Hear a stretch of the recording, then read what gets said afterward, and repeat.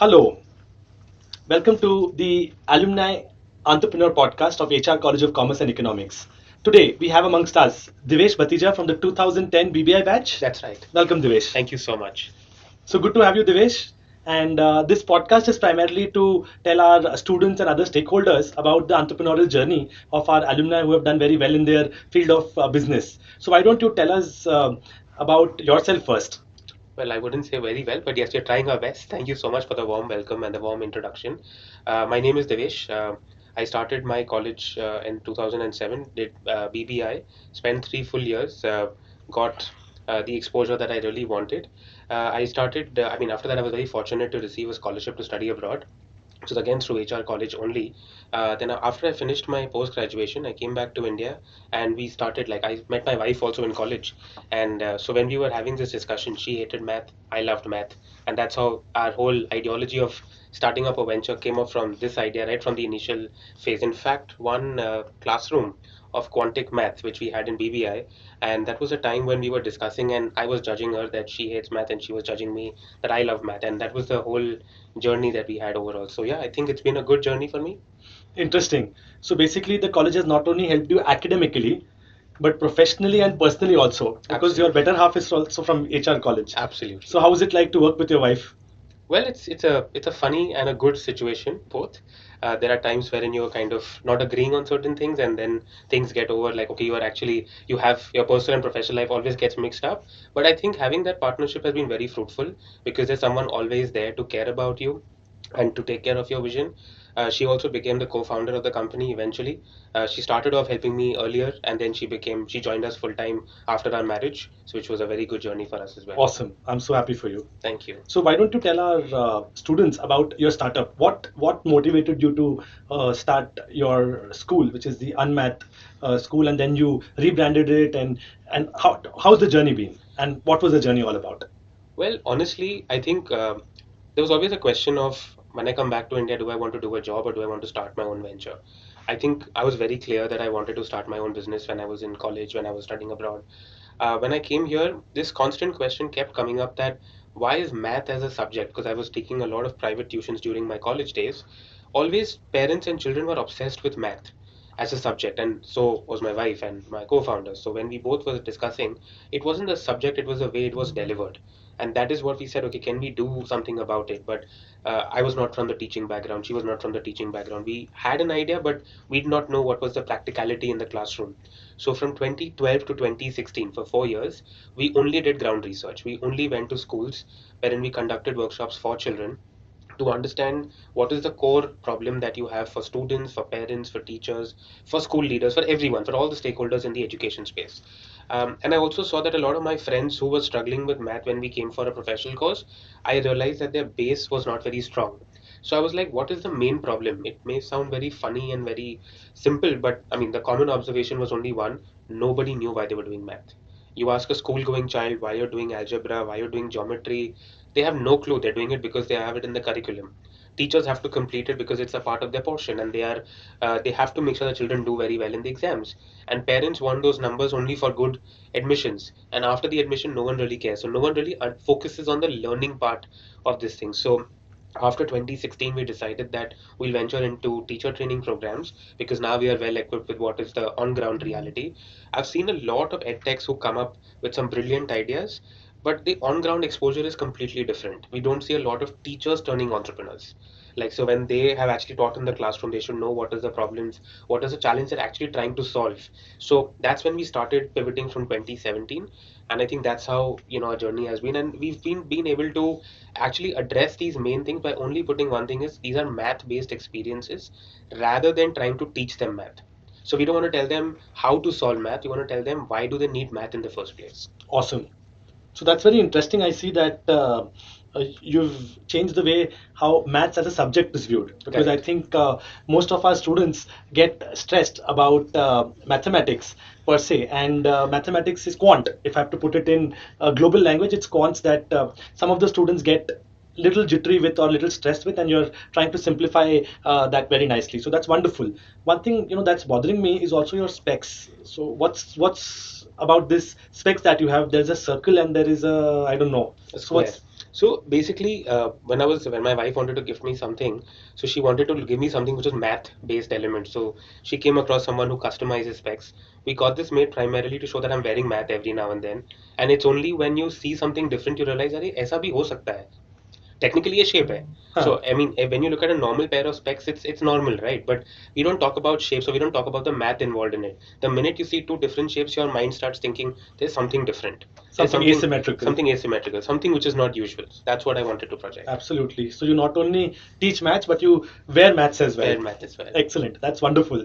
And I think that's what the passion in our entrepreneurs show. And we are delighted that at HR College we have such wonderful entrepreneurs who have been not only thinking or eating or sleeping, but also wearing their business ideas on them. So that's a wonderful way of kind of differentiating. And I think some of our volunteers who came in, they were like, "Sir, did you notice something?" I'm like, "What? उसका चश्मा गलत है." I'm like, "गलत है या सही है?" वो मुझसे पूछते हैं. And I think now they kind of know the answer to सही है या गलत है. सही और गलत कुछ नहीं होता, ये सिर्फ नजरिया है. So Correct. that's wonderful. That's brilliant. So Devesh, one more thing that students when they're on campus, they feel there's a stress or challenge is पैसा कहाँ से आएगा? बिजनेस तो हम चालू कर लेंगे, पैसा कहाँ से आएगा? So was that a challenge for you? How did you go about tackling this money problem when it comes to startups? Well, honestly, every business, whether it's a startup or a normal business, anybody will always have their ups and downs in terms of cash and managing all of this. But believe me, if you know that you're constantly focusing on making an impact, and how do you make money out of that impact? Only impact cannot fill your stomachs, only money cannot be sustainable. Like, only if you make money and if you don't make any impact, you won't be happy for long, and only if you make impact and you don't make money, again you won't be happy for long. So I think you just need to balance the two of them. There are going to be tough situations. When I say tough, they can be, I'm being very polite by using the word tough, they can be brutally bad, not just easy for you to kind of navigate things. But at this point in time, I would tell every entrepreneur it's worth taking the risk, because when you are doing a job, there can be a sword on your job can be cut off any minute, right? So it's as good as taking a risk with your job or taking a risk with your own business. So it's the kind of game that you want to play in life. Do you want to take that risk? I mean, of course, if you have a stable, sustainable job, you cannot progress in that job until you have an entrepreneurial mindset to actually go ahead. So even if you're doing a good job and if you just follow instructions, you won't grow. So you'll have to have that mindset. Sometimes you are an there's a word called as intrapreneur as well, right? So you start creating new products and new avenues within an organization with all the support and resources. True. But it's all about you. What kind of things can you really bring upon? So when it comes to money, don't be scared. If things are going to get tough, if you keep pushing in, you'll definitely make it. Absolutely. I think that's a wonderful thought that you've put in that whatever you do, if you have an entrepreneurial mindset, that is what is going to give you growth. Otherwise, it's going to be Stagnant stagnation growth, or right? maybe limited growth. So Right. if you want exponential growth, the only thing that you may want to do is have an entrepreneurial mindset. So True. that's I think a great learning for our HR college students who can learn from their alumni entrepreneurs. That's Thank you. wonderful. So Devesh, do you feel that competition also impacts your business? Is there any competition, or you feel you're in a monopolistic kind of line per se? Because I don't see anyone giving maths experiences per se. So what would you say? Are you monopolistic? Because I've taught you, so I kind of can go on that side of the table and ask you this question: whether it is monopolistic, or no, there is perfect competition and there are other players also. I would say that, as of today, math experiences, of course, per se to do with math experiences, you don't have a direct company who's doing that. But at the same time, because our main focus is B2B, that we work with schools, not necessarily everybody is going to be like, there's not going to be enough competition. There's going to be so many vendors trying to reach out to the same school. So every school whom we work with, they say they get 100 proposals on a daily basis. It may be math, it may be science, it may be English, it can be a tech product, it could be anything, right? So I think it's not about the product that we are offering, but it's the space that we are doing has been over cluttered now because everybody wants to enter one particular domain in the K-12 area, and a lot of focus has been on the technology. And because we're completely off technology, we don't call ourselves EdTech, we call ourselves Ed Experience. So that is Awesome. one area where we still stand out, but now people are coming in. But when you talk about math, specifically for math experiences, unfortunately, there's no perfect competition yet. Fortunately for you. I'm just going to be optimistic. No, I think it's interesting because competition is another thing that as students we need to understand what's going on and to be in a ocean like this. So Hmm. there's a very nice, interesting book called as the Blue Ocean Strategy. So this is like a blue ocean where you require the skill and the space to be in. So I think instead of ed tech, the ed experience space is what you've chosen and which is a wonderful space to be in. So this is something our students should take home, that find a space which is a niche, and if you can cater that well with all your passion, which you can see people are wearing here, that stands a good chance for you to have a successful venture. Yeah, but do remember, it's not easy. I mean, the first 4 years were like where people were like, okay, we teach math in this way, and then suddenly you come across and say we want to teach with Angry Birds. Back in the day, it was very popular, Absolutely. and we used to use different games and stuff. So we one of our modules was gamify math, but not the online games, the offline games. So when we would tell them, they'll be like, you're wasting our time. You just don't have to get demotivated, because the first few years are going to be the main character building situation for your organization. If you can do that, I think you can create a whole new era, I mean, whole new space altogether. I mean, there can be so many new, only issue is scalability.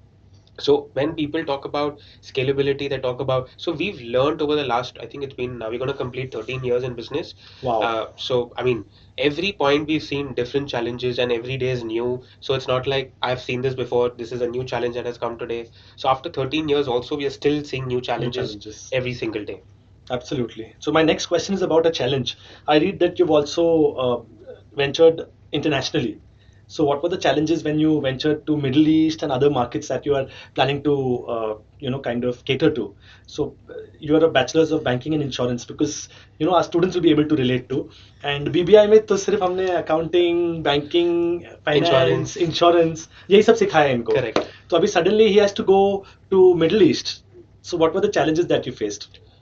Honestly, when you're trying a new place, a new country, or a new thing altogether, you have to not only, you don't have to focus on what you're selling, you have to focus on building relationships.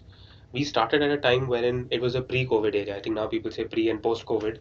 So ours was a pre-COVID area. So when people met us, when they heard about it, of course, it was difficult to get an initial meeting with the principal or with the school leader. But once they heard it, that this is what you guys want to achieve, I think it was a no-brainer after that, right? So that personal connection and that passion to tell them that this is what I really want to solve your problem, and show them that it's not like what you're doing is not right, you can just do it better, right? So that is the whole perception. So I think that kind of, the initial challenge was to break through, build that relationships. The networking took a good 3 4 years. Things didn't happen overnight. If anybody thinks that I'm going to start a product in today's day and age, I can become like a next, I can become a Zepto. I mean, that's something, That's that's being like at a good place at a good time, which of course was very helpful, and it has changed the way we look at today's shopping experience and everything. But at the long run, you need to have that connection. Why do people still prefer going to the banks? Why do banks have branches? Everything is online. You still have ATMs, you have machines, but they haven't substituted that. Why haven't they substituted the classrooms? That was the first impact to happen after COVID, right? But absolutely. every child was like, I want to go back to the classroom.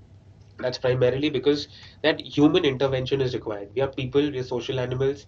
We like to interact with other people. If you're going to do certain part of technology, it's good. Certain part overused, if it can be removed and can be put in. I think the right use of technology is kind of going to take us ahead, which I think now a lot of educators have started kind of filtering, so it has been very helpful. Absolutely. I think the learning from this piece, what Devesh said, is network is equal to net worth. Exactly. That's what I could gauge from him, that networking is the art and you have to invest in relationships. So that one takeaway that students can have is a network, but with passion, with the right sense of knowledge, and network is equal to net worth. So I think that is wonderful, Divesh. And internationally, you said very nicely that you have to invest in those relationships there initially and then kind of build on those relationships per se. So I'm Correct. sure students need to also focus on some cultural issues of doing business. Did you face any cultural issues while doing business abroad, or that was quite okay and world has become too global? No, I think there are slight cultural changes, no doubt about that. I mean, you have to understand what are their needs, what are their perceptions. If you don't know how to adapt yourself into different markets, then I don't. If you go with a this is one size fits all approach will not work. So you'll have to have, like, say, there's a different approach for schools in the Middle East, different schools approach for schools in Asia. In Asia, we have three markets: India, Nepal, and Sri Lanka. So, I mean, in all the other countries, we do, like, say, a lot of online follow-ups with teachers, but in Nepal, we just cannot do it because it doesn't work. So you have to send a trainer to visit them every week. So we had to build a local team out there. We couldn't, always sustain to do it only from India all throughout. So depending on different cultures, you'll have to, and a different way of people, the way they approach things, it's very important to do that. So cultural changes, I think that's eminent. When you're talking about building a relationship, you understand their culture, and you have to start kind of developing that from there. Interesting. Thank you, Divesh. I think that's wonderful learning. So, what are your future plans? How do you think your business is going to look 5 years down the line? Well, honestly, this year has been particularly very exciting for us. Until April this year, we had worked with about, say, roughly about 400 odd schools across the globe. And since we launched a global math debate league, which was again a very first kind of a competition, and we were launching ourselves in the Middle East, we were able to jump that number from 400 to 5,000 in like a span of a couple of months.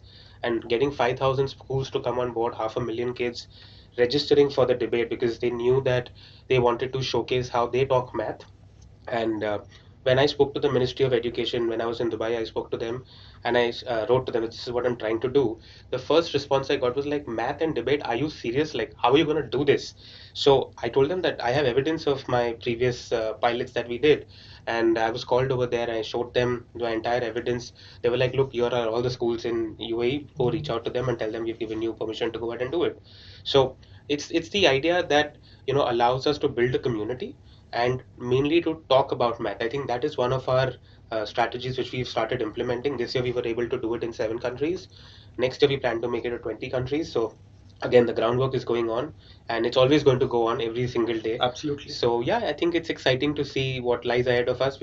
I mean, the jump was really big, and it was difficult for us to manage everything at the same time. We had to grow our team in a very short span of time. We had to kind of ensure that everything is done properly and they all are taken care of very well. And these were a combination of online and offline events, which is Yeah. not easy. So then there are kids involved, and you have a lot of safety protocols. You've got other things to focus on, Absolutely. approvals, ministries, everything you had to ensure that was Yes. executed properly. So yeah, I think I think we are very, very, very keen that next year we should be able to touch 20 countries. Absolutely, and best wishes for the same. I'm Thank sure you. you will reach 20 countries very soon. Sure. And I must also thank you for recruiting from HR because Yes. I also take care of placements here. And I was told that we've received emails from Unmath and Divesh saying that I need people. So now I know now the 2 plus 2 is happening. Right. The math is working out for me. That why did you require more human resources Correct. suddenly? So Suddenly. it was for that global maths debate. Debate league, yeah. which is- Absolutely, debate league. Interesting. So that's a wonderful thing. So I think our students have learned a lot from you today.